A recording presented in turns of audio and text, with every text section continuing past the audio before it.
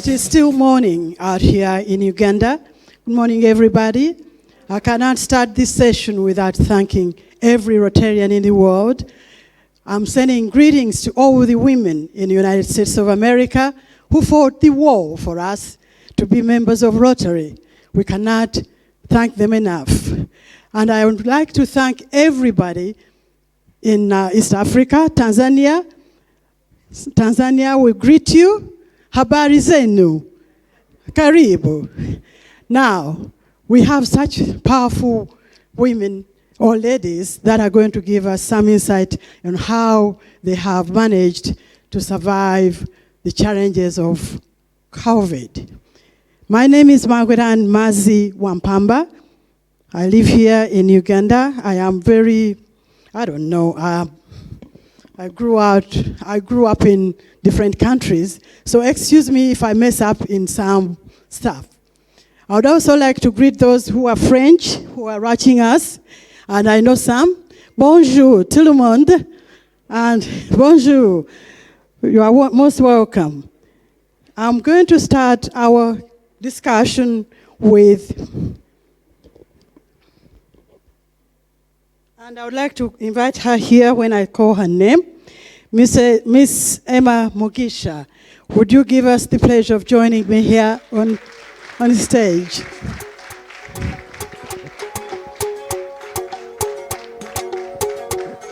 You are most welcome.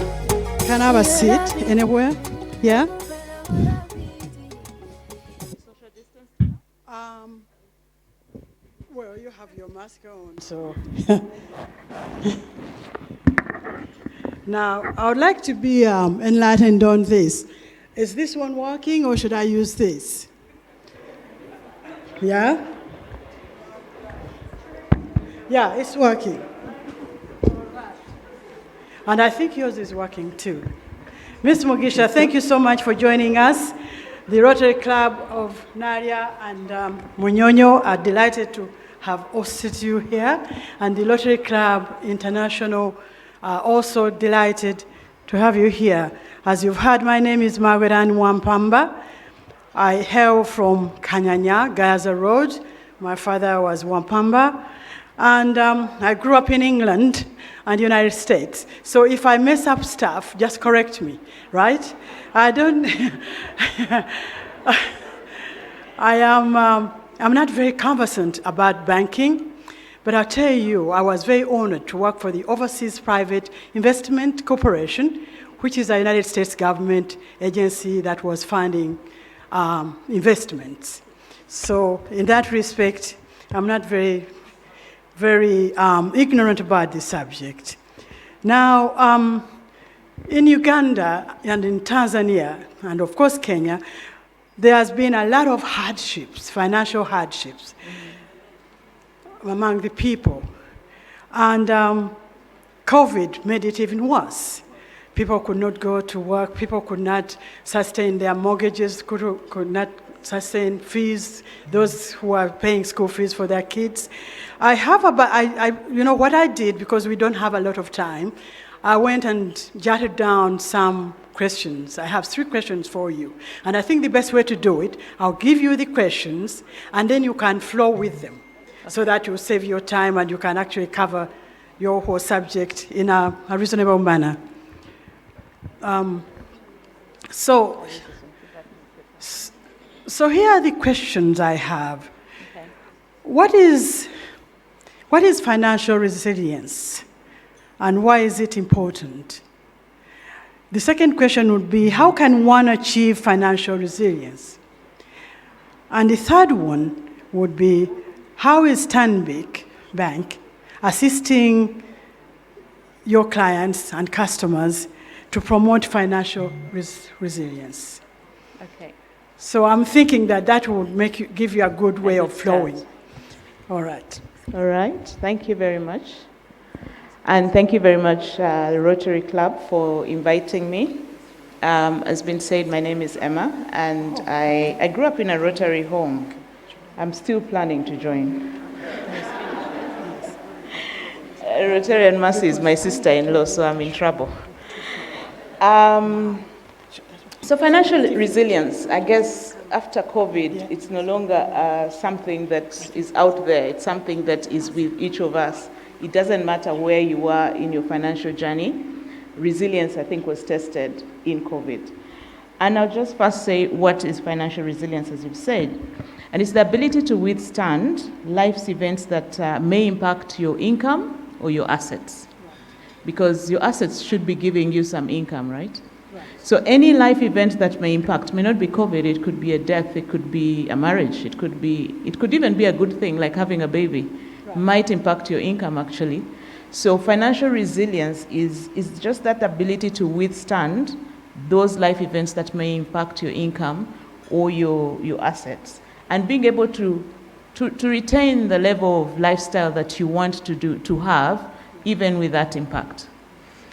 So before we get to financial resilience, my background was in microfinance before I went to banking. So my first job was a loan officer. I used to go to Nakawa Market, recruit women into groups, teach them, lend them money, and then get that money be paid back.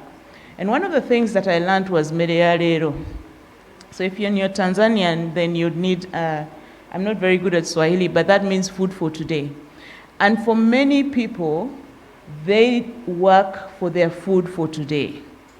So what COVID brought is once we had the lockdown, is you were not able to work for that food for today. And that immediately put you in a crisis. And I'll just give 3 examples of the kind of people that we are as Ugandans and probably Africans. So if you think about that self-employed woman in the market who wakes up in the morning, borrows bananas from the wholesaler, sells the whole day, and then the next morning pays off for yesterday's bananas and borrows bananas for the next day. If that is cut off, then immediately that family has no food. So that's one category. Then you have most of us who are employed. You know, we get a salary. It doesn't matter what salary it is. The higher the salary goes, the more the expenses and the commitments become. So we are all the same. So if you're a banker like me, you get paid on 24th. At midnight, they'll take off the loan amount. Yeah. So by the time you come to work, it is 30% gone because you've paid off a loan. If you have a few standing orders, if you go to church like me and Reverend Diana is my pastor, the standing orders for your tithe and your rent and everything goes off. But that day you're feeling rich, so you go to Java's, have a good meal. That day you pull out your car, put full tank, yeah? So this is 25th, right? Then you go home. You know how you have that kaduka by near home, where the whole month you pick up groceries, then you pay once a month. So you go pay off that debt. By 30th, basically you're broke. And the cycle continues. So you're not very different from the other lady in the market. It's just that your cycle is a month and her cycle is a day. So if there was a shock, again, let's say you came to work and people say, look, unfortunately our sales are down, we're giving you half pay. What happens to you and your family? Okay, that's another persona. Let's take another one. Jerry here owns a business. So you own a business, right? They pay you every day, or you have subscriptions, monthly subscriptions like Jerry's. We all go and dance. We are all very energetic when we go. And then lockdown happens. And for 4 months, actually, your shop was probably closed 8 months. For 8 months, Jerry's shop is closed. And Jerry still has a family, still has to pay school fees for her daughter who's doing online school, because for them their school didn't close, and still has to buy food, and still has to continue with life. So the question is I'm sure if we figure out, however big our business is or our salary is, we kind of fit in one of these personas. And that is what financial resilience is that shock that means that your mereyarero is not going to come. What do you do? And how can we change our mindset from mereyarero to something more resilient? Yeah. And as a community, I think as Ugandans, our savings culture is very, very poor. I think it was one of the surveys that were done during COVID, and said for the average woman in Uganda, their savings is 3,000 shillings. 3,000 shillings. That's not even one day's medialero. So resilience is an important, very important topic for us as a nation, and we need to think about it. But on the other side, there's what we call a financial fortress. And a financial fortress, it starts with you.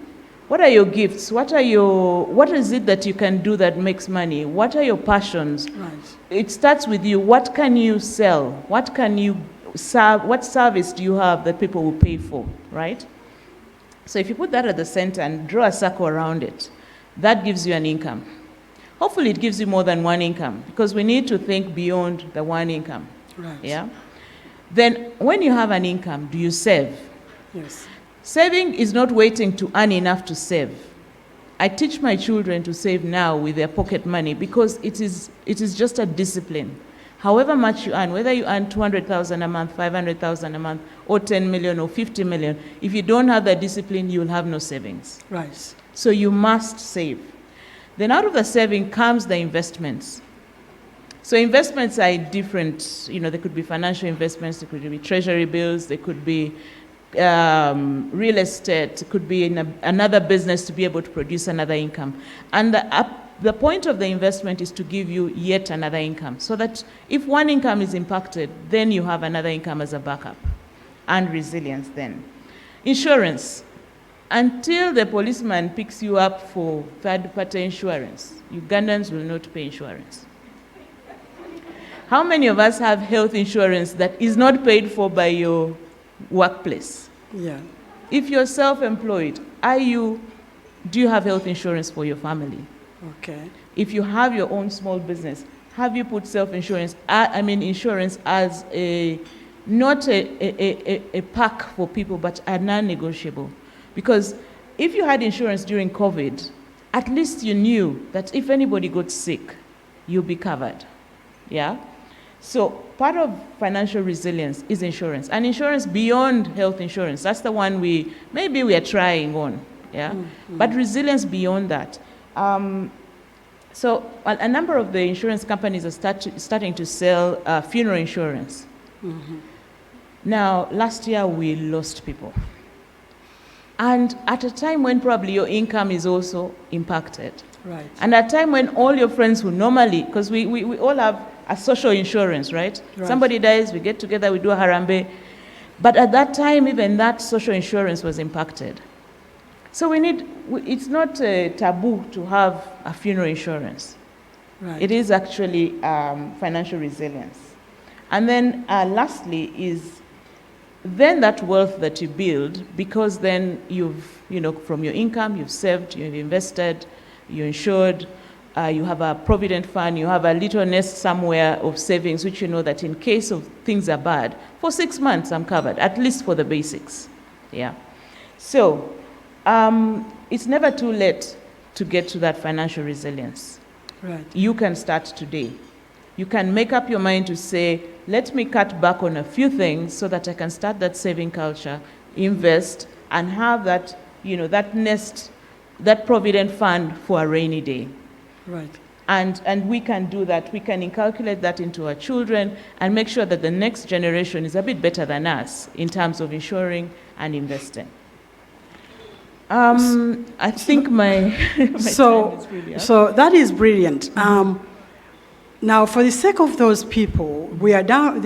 What you've just answered is addressing what we call upper income and middle income people. Mm-hmm. People who have a job, who might have a business, and they can do all those things. But just for the sake of it, because I don't know who is watching, but in case someone who is called a low incomer is watching this program, what would you advise them to do? Because a man goes out and is pushing these carts and is earning about 10,000 shillings a day, which is not a lot of money for him to now think about insurance. Go back to savings. Would you have at Stanbic Bank something that helps the lower income people to save, even if they were to save 5,000 shillings a month? Absolutely. Yeah. So we've got savings accounts, and a saving account that is really for everybody, even the students. Right. Because right from when you're a student, you should be able to save from your pocket money as well. Right. If you're a border guy and you make 10,000, like you said, if you saved 1,000 shillings per day, Right. you would collect enough money to tide you over for a few weeks if something But would you happened. open an account for that person? Absolutely, yes. With that low amount? Yes, we do. That's what I wanted to. Yes, we do. To make sure that We that do. is happening. Now, since we have very limited time, I don't think we are going to allow any questions from the audience. Okay. But you've done very well. Thank you so much for answering these questions for me and for us. And I wish you, thank you so much for visiting this. Thank you very much. Yes, thank you.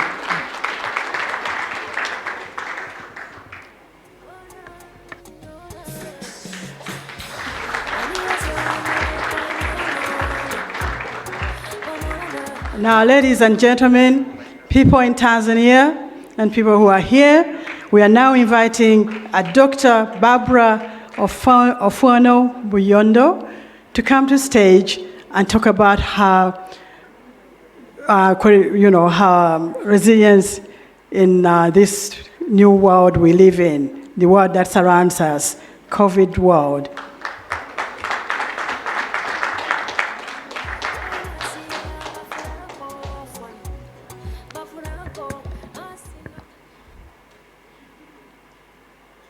You are most welcome, Madam Barbara. And I know you are such a busy lady. I heard from some vines that you never sleep at night. How do you manage that? Not sleeping at night is, something. But anyhow, Barbara, you are the founder and chief executive officer of Victorious Education Services, which comprises a chain of schools in Uganda. Thank you so much. I'm not an educator, but I would like to share something with you. I've worked in the United States government. I worked for something called National Science Foundation, which funds all the research in the United States and world, whoever wants outside of the United States, apart from medical research. So I know a little bit about education. Because people had to send me proposals, I would read them and say, yeah, that research is right. Now, there are so many challenges in the world surrounding this COVID era. And people, as our predecessor speaker had said, people have been laid off, people have died, and now in your field, you must have a lot of parents who are crying wolf at your door. I cannot afford the fees for my child. And, all those challenges that you have faced as you are doing your businesses. Now, because for time saving, because they didn't give us a lot of time, I'm going to give you about 3 questions, and then you can flow with them. That way you'll save your time. So my first question is, if you are using your own story, what does one need to start a business? That is one question, because you've started a number of businesses. Then my second question would be, how have you managed to keep your business afloat during this, crazy time we are living in? What measures did you take to sustain your businesses? Yeah? And what advice would you have for us, for everybody who is listening? Thank you so much, moderator. I really want to appreciate this opportunity that you have given me to share my story. Mm-hmm. First and foremost, someone should begin a business in their area of passion. Right. When you're passionate about what you do, when stressful moments come, you will stick in there. Yes, you may leave office and think, I think I'm done with this. Right. But when you sleep over, in the morning when you wake up, you find the reason to go to do the same thing that you are doing. Yes. That has worked for me for these past 22 years. Yes. What are the challenges we have faced through this time? We do the Ugandan curriculum. when the president sent schools, we were the first to go for the lockdown, Right. about 18th of March. We sent students with 2 weeks package of work to do. That elapsed. There was no hope of anything. We were not online. We had not gathered any content. Right. We didn't know actually what to do. So what we did as the management of the institution, the founders, we went back to the Lord because our school began on prayer. We went for guidance from the Lord. And the answer we got was, learning must continue. Yes. So when learning must continue, students at home, we are still in the lockdown, we cannot reach them. What happens? So our theme turned to be learning must continue. Right. So we started putting together everything that would make learning continue. So we invited some experts, we called the teachers, the leaders, and told them learning must continue. How do we do? Right. So when there was partial reopening, we went to our boarding school in Mukono and had to be there for almost 1 month thinking through how this whole process would work out. Right. So we started translating the curriculum online. Yes. We started having a consultancy. How do we have this curriculum that I was teaching for this number of hours to be translated into a few minutes because it's going to be online? Right. How do we assess? How do we take this thing to the parents? So we started also constructing a portal. In about 1.5 months, we were back on the road. But the parents then had excuses because the government was encouraging and saying, online learning shouldn't be charged. So the parents also were saying, there is nothing to be charged. Right. So for 1.5 months, we did this totally free to the parents. Right. But we had bills to pay. Yes. We had about 536 members of staff that were looking up to us. And from March, by that time in March, we had billions to clear because when the school is opening, you have suppliers bring in staff and you start paying. So we had a lot of money to clear. So all these things put us on our toes. Yes. So we had to put together our mind and see how best we can do what we are supposed to do. So when we went to the parents and said, this is what we are going to do, majority said no. And maybe what they did, most of them dictated and said, if learning must continue and we are going to facilitate, we are ready for the kindergarten to offer 100,000 per month, and for the primary section, 150,000 per month.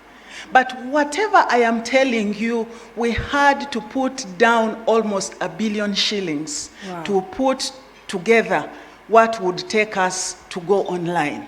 Right. And here the parents are saying this amount of money. So we came to a crossroad and said, fine, let us take on that. Maybe this is a year to do voluntary work, but we have to be in the space. We have to do what we are doing. So we went in and started talking to parents, doing a mindset shift, because many didn't believe a 3-year-old can study online. Many did not believe a primary child can study online. Right. And many parents had the issue that when you introduce ICT to children, they are going to go to pornography, they are going to go to... So we had a lot of work to do to bring on board our parents. And also our teachers, we had a lot of work to really up their skills to be able to deliver what we are supposed to. Then also the internet is very unpredictable. Sometimes you're online and there is no network. So on both sides, people are getting frustrated. So we had to really do a lot of encouragement, a lot of talking to all the stakeholders. But I'm happy to register to you that for us, we have an online campus. That is great. And learning has continued. Children have not missed because we have been in the space. That's fantastic. You also hinted on something that I do not sleep. At the moment, I sleep for few hours because I am a student. I'm doing a master's in organization leadership online. I am also a Really? CEO, I am a mother, I have all these engagements, Yes. yet I have 24 hours. Oh, no. And yet I have to sleep for 8 hours. So if I slept for 8 hours, I will not make it. I will not be able to accomplish whatever I am supposed Obviously. to do. Obviously. So I sacrificed at such a time. I said, let me give myself this. Time is coming when I'm going into retirement and I will be resting. That So is let me use this to get what I'm supposed to, because if I do not sharpen what I have, then I will not be able to do the right thing. When these campuses are 5, when they are 10, what is going to happen? That's Yes. why I'm doing organization leadership, Right. to be able to get the skills to get me there. This is so brilliant. I really want to appreciate you, but as I close, I really want to encourage especially the proprietors of schools that are out there. There are so many schools that are up for sale. It's because, yes, we have loans, we have all what it takes, all these problems are there. But I want you to sit and reflect. Why did you begin the school? There is a way you can really get a solution. Get to members in the same sphere and get advice. We can still go up and rolling and educate the children of this nation. Do not just give up easily. Thank you so much. This is brilliant. This is so, I'm telling you, you are mother to this country. You are mother to the children of Africa. You are mother for the girl child. You are mother to the boy child. We appreciate this. Thank you so much for coming by. Thank you.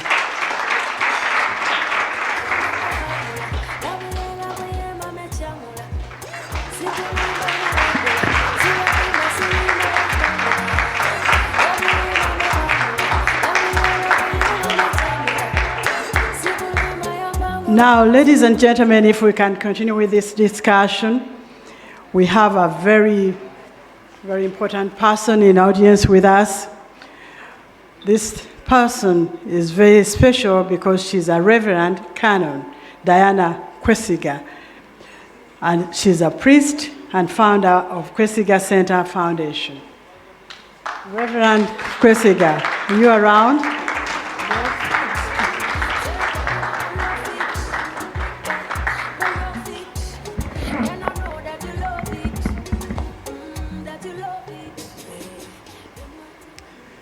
Thank you for joining us. Thank you. I know you are very busy taking care of your, what do we call them, flock? Yes. You people. I'm so glad you're able to make it over here. You've instilled a lot of hope among the people in Africa, in Uganda, in East Africa, because you are a person of, we call it God. You are God sent to nurture the people. You look at yourself, you are so calm. Yeah? And you are beautiful. Over the, she is beautiful. In your experience as a person who serves the Lord and nurtures the people, you must have experienced a lot of emotional stress that is brought to you by the people, wanting advice and counseling. And, you must be a counselor of all fields. I mean, someone would come to you and say, I have a bank loan, I can't pay. I have my kids at school, I cannot pay school fees. My child is sick, I don't have money for medical. And then also you are counseling people who have got these epidemics that came to this world that we never knew they would come. AIDS and COVID, of course, and cancer and all this stuff. We just want to know how you deal with all that.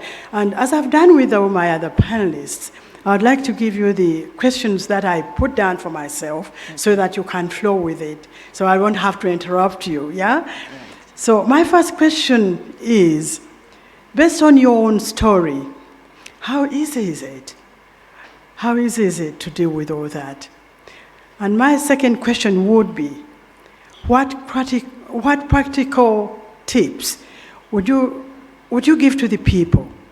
Those are not in this, but who would want to hear what is practically possible to do for them to actually nurture their own people, because you can't go around by yourself all over.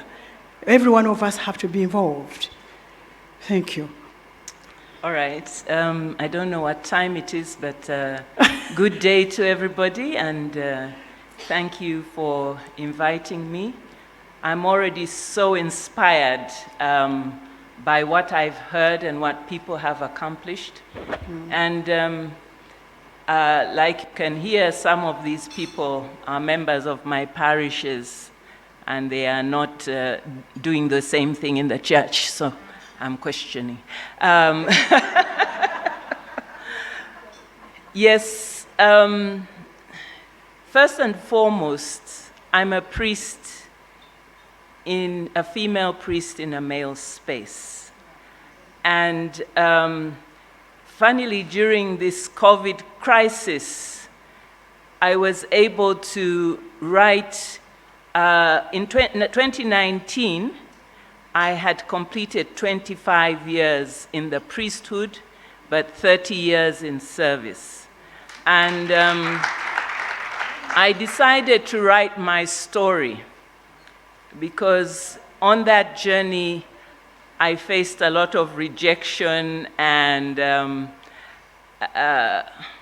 I was invisible at times, as loud as I am, and or just totally ignored at times.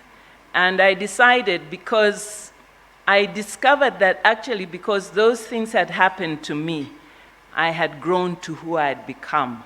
And so I was ready to pen down that story. And finally, in the middle of everything seeming to be closed down, someone prompts me to put in my script, and I win an award. And I'm shocked. Okay, so people are interested in this story and in this space, and it went to Kenya, and the people in the States were saying, we need this story in theological colleges and so forth. So my story is a long one, and it's been penned down. It's called Spiral, what is it? I called it Moving in Spirals, because that's exactly what I felt sometimes, that I just kept going round in spirals. But what I realized, that God has actually weaved a basket out of that. So the things that have come my way, the same thing that everyone says, if you know who you are, and you know the value God has placed on you, and you know that you are not going to be Anne, Margaret, her experience is totally different. Rise up in your truth and say, okay, I have fallen there, or someone has rejected me. Sometimes it's nice to sit there for a little while and reflect when you've fallen down, but dust yourself, get up, and face whatever it is that has come your way. Yes. Yes, you cannot nurture other people if you haven't nurtured yourself. That's correct. And that's the space where many priests, everything you hold. Someone brings you their pain, you keep it. Someone brings you your fears, you encourage them, but no one is able to debrief you, because I can't tell Anne's story. And I think because mainly they've operated in a male space, they have not created ways of doing that. So as for me, I have that need. And usually I go to women who are non-Anglican, and I find that space of just being totally me, totally vulnerable, totally able to spill out what has happened to me. Then we pray, fix it, get up, and I meet the next challenge, yes. So for me, one of the things that, of course, with COVID,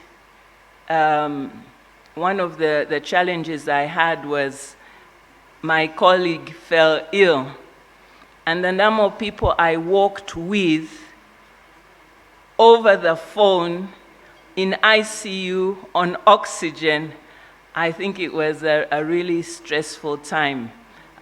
Hearing someone say, "Reverend, I'll be fine," but you can hear the oxygen machines in the background. And you're thinking, how do I pray? Am I giving them false encouragement? Where is this pandemic go? And then people driving. I've realized that Uganda has become small. I live in Buddo, and I work in Makerere. But I'm telling you, in the pandemic, people drove to Buddo.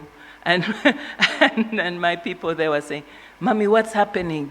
There are people lined up here. Won't they give you COVID?" I said, "No, let them in. We can work through the challenges together."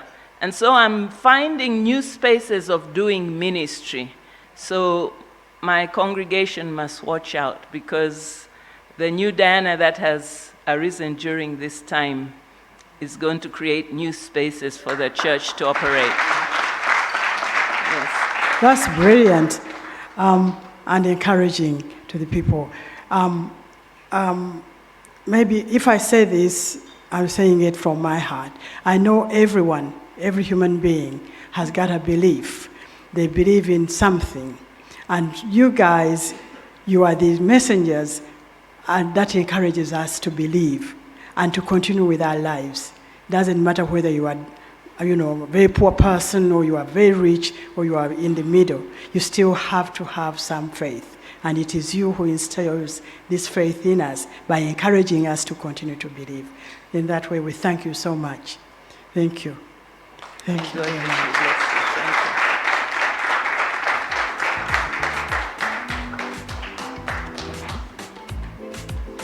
Thank you so much.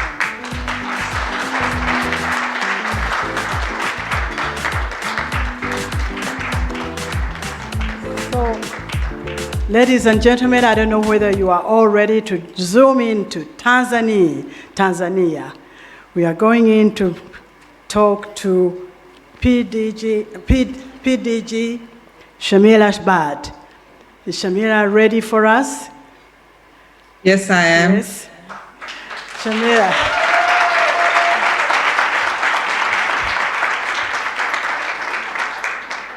Shamila, I hope you can see me. My name is Margaret Ann Mazi Wampamba, Rotary Club of Kampala Munyonyo, and I'm child of the world. Shamila is the co-founder and chief executive officer of Soft Tech Group companies. This is a very important business she's engaged in, because as everybody knows, we are not going backward, we are going forward, and the only way forward is by ICT, by electronic devices, by internet, by distancing ourselves and knowing what we are doing. There is no way you are not going to be able to train your grandmother how to use that iPhone and sending WhatsApp messages, because it is going to be required in the next 10 years, not even 10. Now, Shamila,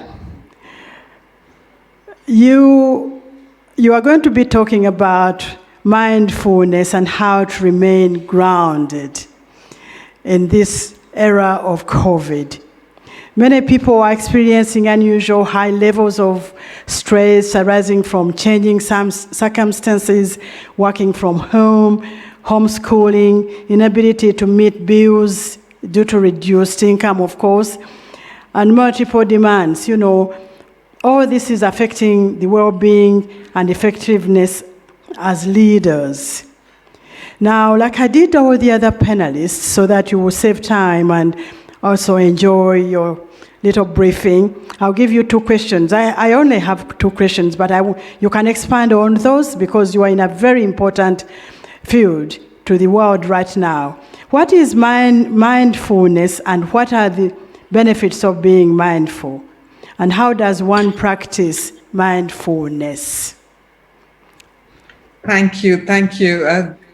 Good morning, and I bring greetings from Dar es Salaam, Tanzania, to all the Ugandan Rotarians, Tanzanian Rotarians, my women friends, and all the men in Rotary. A very good afternoon, almost. So happy to connect with all of you. I'd like to congratulate the Rotary Club of Kampala, Nalia, and Munyono for being resilient. That is the 6th year you've gone for a blended Women in Rotary events, so congratulations. Our keynote speakers gave us the definition of resilience, and he said it was an ability to withstand hardship.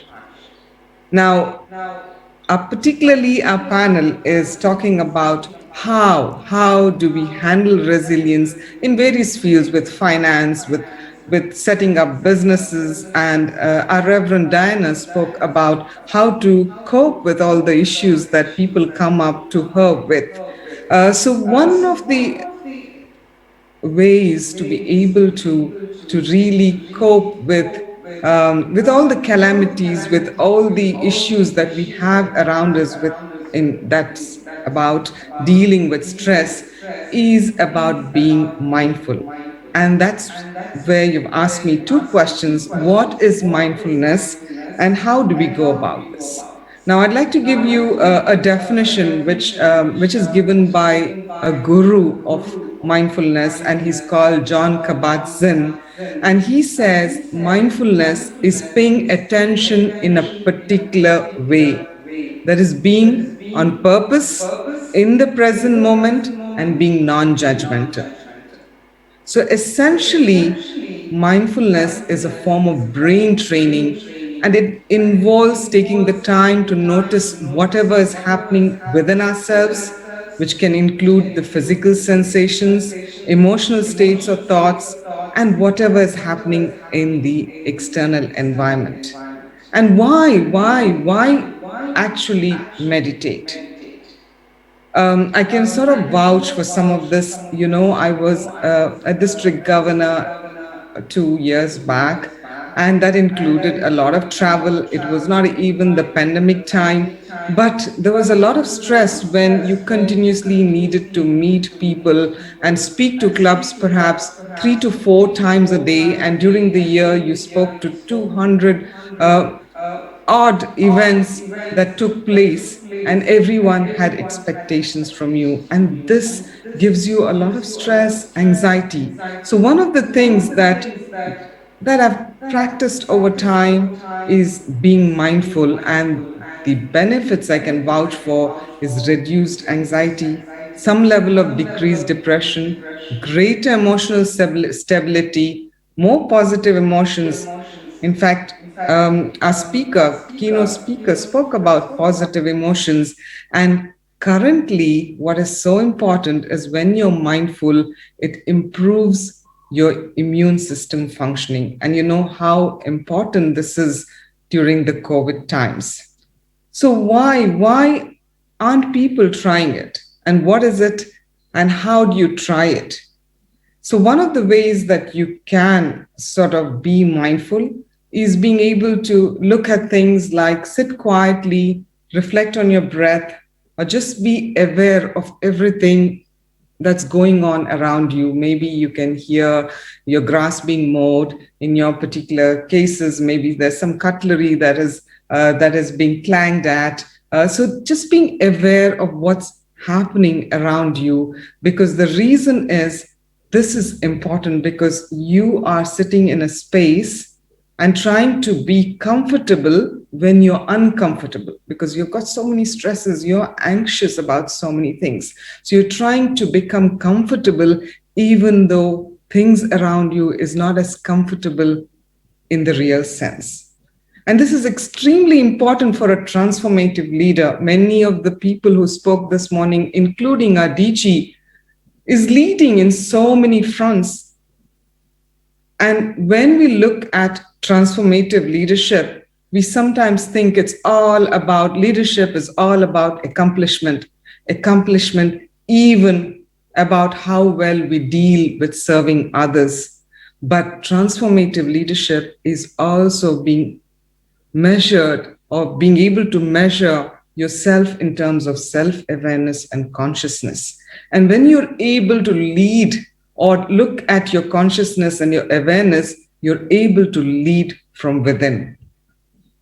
So how do you do this? So one of the things is, even when you wake up in the morning and you get up from the bed and you put your feet onto the ground, take a few minutes. Take a few minutes to see what is happening within you. Ask the question, what is happening? And look at your mental state, your emotional state, and your physical state. Your emotional state could be, are you daydreaming? Or are you worrying about something? Your physical state, are you in pain? Or are you simply tired, fatigued? Because once you're self-aware, you are able to react to the situation a lot better. You've seen that when you are very tired or fatigued, you could be very curt with people and times very short-tempered. But when you know how you're feeling, your response could be a lot better because you are self-aware that you're tired and your responses are coming from a point of being very, very tired. So when you know what's happening to you, the next question sometimes to ask is this true? For example, you could be worrying about something that's going to happen in the future. So at that point, you need to be able to ask yourself, is this true?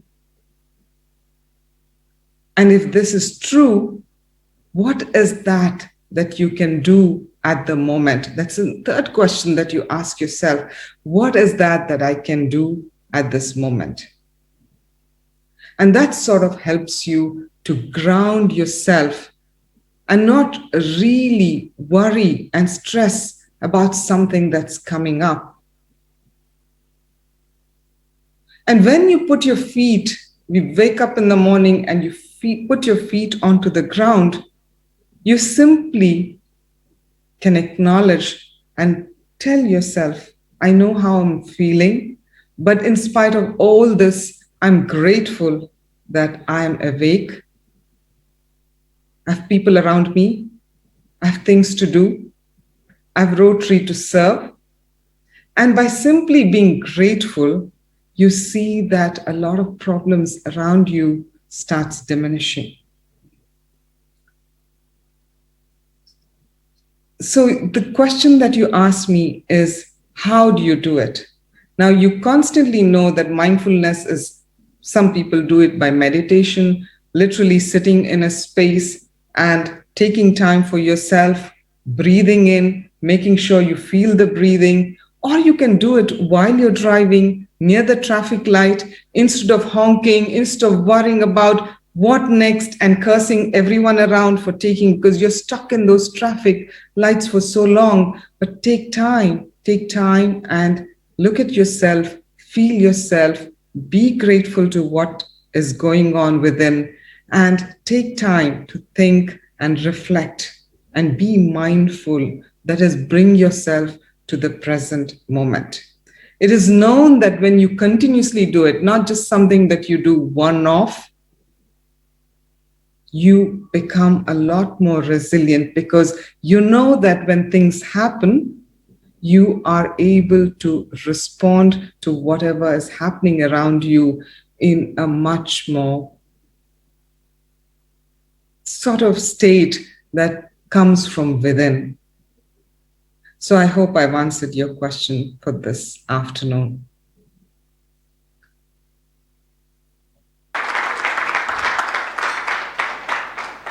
That was brilliant. Now, this is to remind everybody you should pay a lot of mind and attention to self, to yourself, before you take action on anything you do in your life, including taking a shower. Before you take a shower, be mindful of what you are about to do.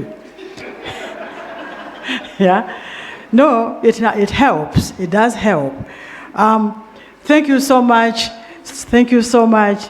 PDG Shamila Bat. We miss you, but we love you. Thank you. Thank you. Now, ladies and gentlemen, we have one more panelist that we are going to invite to the stage. She's Jerry Opoka. She's a founder and executive officer. Isn't she gorgeous? Look at that. She's the chief executive officer of Soul Fitness Limited and Soul Foundation. Welcome, welcome, Gary. Thank you so much. How are you feeling? It's been a long morning, hasn't it? Well, it's been a great morning. Yes. So I feel good. I feel really good. That's great. I'm here again a second time. I was here last year as a nominee and won. So it's my great, great, great honor and pleasure to be here again. This is great. This is great. Now, Jerry, you are fanatic in physical well-being, and you love to impact other people's wellness, and that leads them to being good leaders. So you want to talk to us about physical well-being and its impact on leadership. Many people are experiencing, as you know, unusual levels of stress, especially right now. Their lives, everybody's life is changing because people used to just sort of go to work, go home and sit around and wait for their wives to bring dinner or vice versa. But now it's like you gotta look out for yourself, otherwise you ain't eating anything tonight. So how important is physical exercise, and what are the benefits of physical exercise? And also, I'll give you a second question, so you just sort of continue with your analysis. And the practical tips that you would give us as your audience on how to make exercise a habit. It is the most difficult thing to do. I'll tell you about myself. I have a treadmill in my house, but I will hardly step on that thing. Do you hang clothes on it? It is right there. I pass it and I say, oh my God, I gotta do this, and then I pass and I go down, So I'm anxious to hear the tips of how I should do this thing every morning. Thank you so much. And yes, gosh, fitness, I always say getting into fitness is akin to being told you should get saved. Right. You know that you need it, you need God, but you feel like if I get saved, I will not have fun anymore. I will not be with my friends. I will not go out and party and whatever it is that we do. Right. But it's only when you get inside and you realize that, okay, my life did not diminish. It actually expanded even more. I'm living a better life. I would like to, first of all, as I begin, invite us all to give gratitude to God that we are here in March of 2021, since last year, and everything that has happened. Thank you, God. It is no mistake whatsoever that we are here.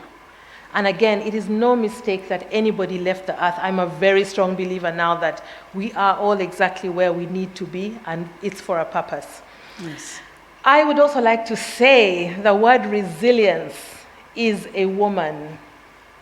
Listening to Doctor there from Victoria's schools, it just made me feel all kinds of things inside my body, because I was like, how do you go through all that to keep all these children in school, and with all the challenges that you have to be faced with? On top of that, you have your own home, you have your own relatives, you have in-laws. We have to continue to be the great woman that we are and not break a sweat. Yes. Women are the most resilient thing on this planet, and we do not know. Sometimes I listen to, when I go to events like this, I listen to what is defined as success or greatness.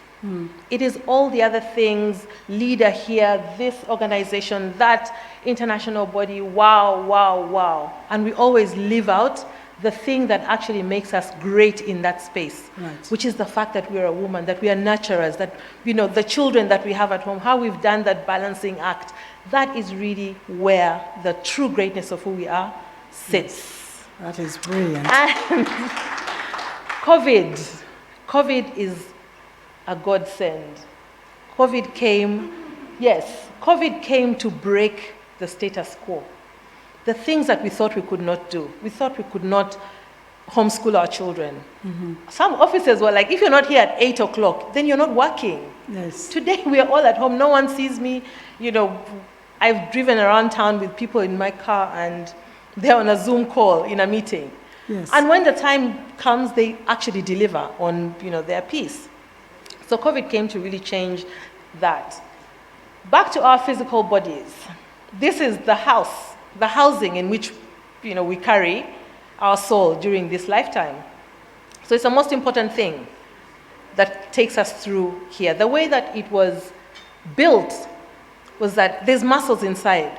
And for those muscles to carry us, we have to work them, okay? Yes, we have to pay attention to them. We have to be mindful of this body. Yes. Hard as it may be. And sometimes I think certain things are hard because we have been told they're hard. So we choose to stay away from hardship.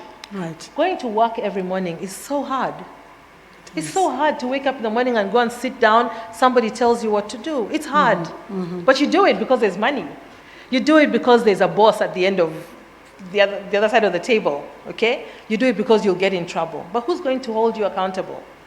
Who's going to hold you to the fact that you've not done your exercise? Right.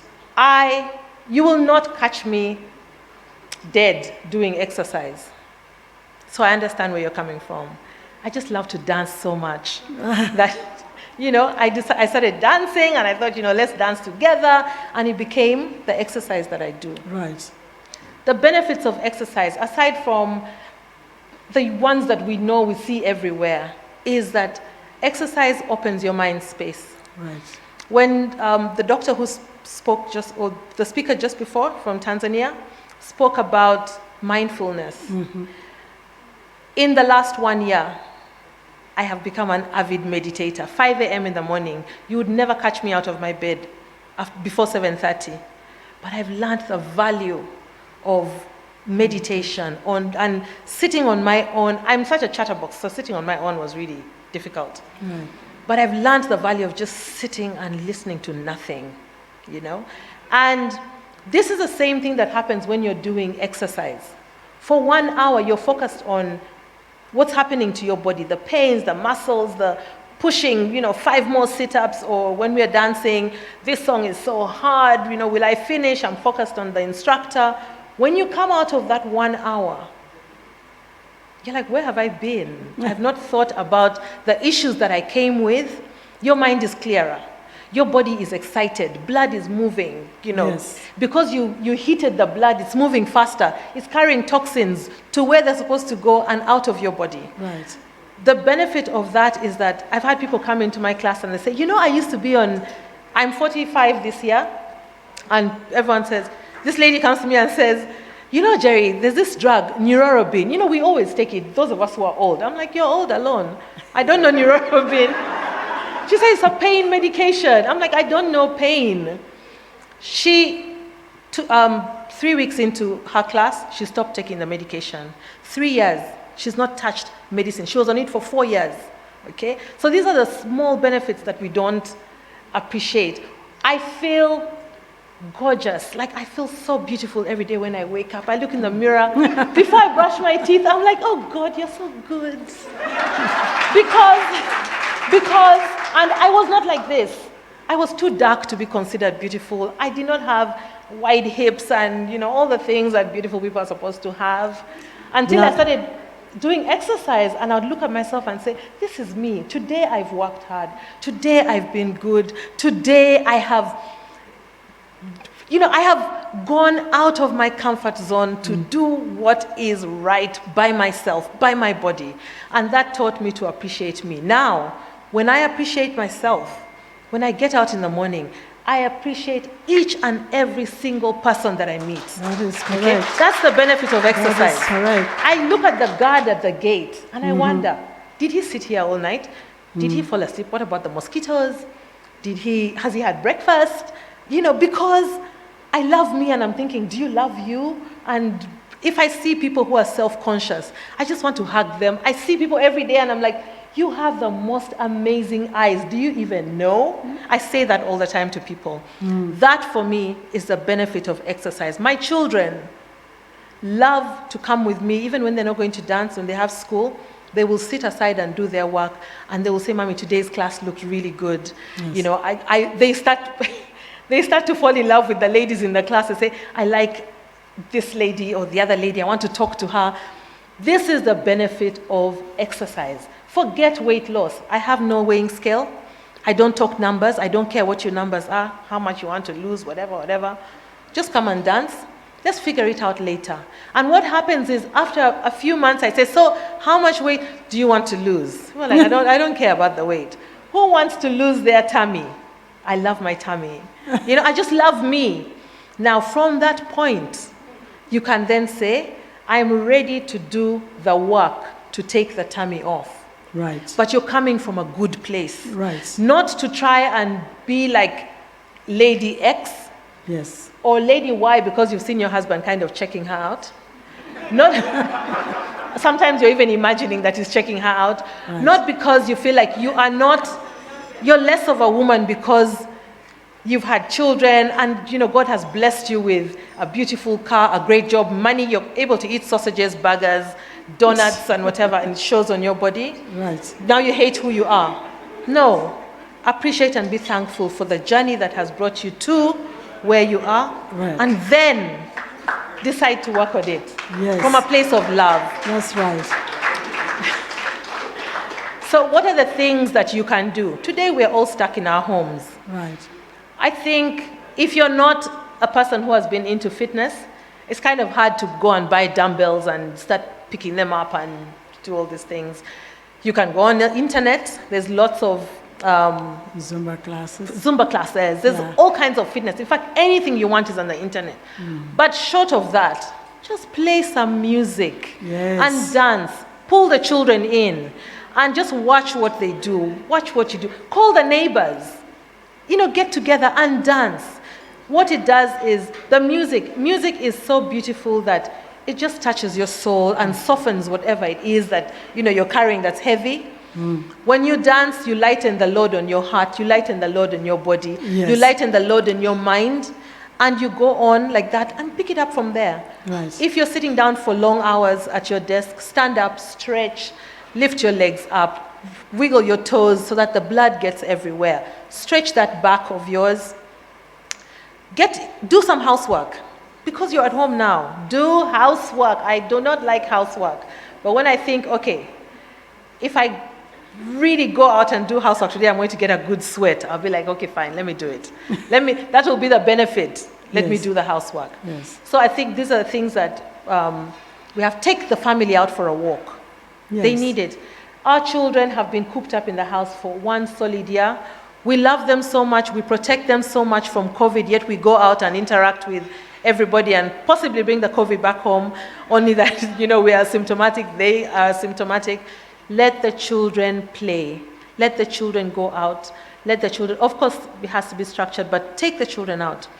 God put us in this situation so that we relearn how to enjoy our spaces in Munyonyo, the beautiful houses he talked about. We work so hard to build them, to enjoy these children that we are with. Yes. Someone said during lockdown, the first 2 months, the first 2 weeks actually, he would sit down in the house. He was confused. He'd never been in his house before 7. He sits down in the living room, then he's found the kids there. One of them takes off, another one, then he's alone. When he goes back to his room, the children are back in the living room, but now he's found his wife in the bedroom. And he's like, what do we talk about? After 2 weeks, he said, fine, I need to figure out what to say to my wife every day and to my children every day. But that was the reality. And now he says we have a fantastic relationship. It works. So COVID came to expose the areas that needed fixing, and it came to amplify the things that we needed to be more of. Yes. So that's why I say COVID is really God's way of shaking us. And you cannot shake a tree without some mangoes falling. Even some raw mangoes will fall even though they were not about to. So that's what happened. The trees were shaken, and now we are rethinking everything. So we've been complacent. We have been so complacent. We've taken these bodies for granted. Right. And there's so many things that we do now that are fixes. My business was shut for 8 months. I was doing so well. Even the money that I made, I consumed. In 8 months, I'd used it all. Okay? And I thought, what is this teaching me? I refused for 1 second to be stressed. I just let myself soak and marinate in this COVID season. I said it has to be for a positive reason. And I can sit here all day and tell you all the positives that have happened to me every single day of my life. But it's really to say, when we are thrown in a situation, what do I have? If I did not have insurance, I'm blessed to have a husband who has insurance from his work. But also, we did not get sick the whole time. I've been picking mululus. I didn't know what the tree looked like. But recently I was in Kitgum. I saw the tree there. It's in abundance. The abundance of what fixes us that we see today with COVID, for me, is a true testament that God is here for us. The pineapples that are rotting on the street, it's treating COVID. Yes. Or it's helping our lungs, clear, and the mucus and things like that. We've got an abundance of ginger. The lemons, small, big, whatever, the lemons are available. Everything is available. The herbs, I'm back to the market saying, I need a herb for this and that and that. Tell me what this one does. It's all here for us. We just have to open ourselves and be mindful. The opportunities that have come to Africa that people have been overlooking. Yes. That's why we have Presidents of Opportunities this time as our themes. Yes. Now, this is very, very, very enriching because, people think that you have to pay lots of money and get in shape, lots of money and get your whatever back. No. But you don't. You don't have You to. can get your love back by just taking your wife out for a walk. Yes, you can. You could get Yes, you can. your children to read their books by Yes, you saying can. to them, let's go to the veranda and read this book. Yes, you can. And you could also learn how to talk to your spouse in a calm way Yes. without beating them. Yes. Yes, you can. This is part of fitness, right? It is. It really is. Thank It you really so is. much. Thank you very much, Kerry. That was exciting. Thank you so much. Ladies and gentlemen, there you have it. It has been a delight for me to be your host. Thank you very much.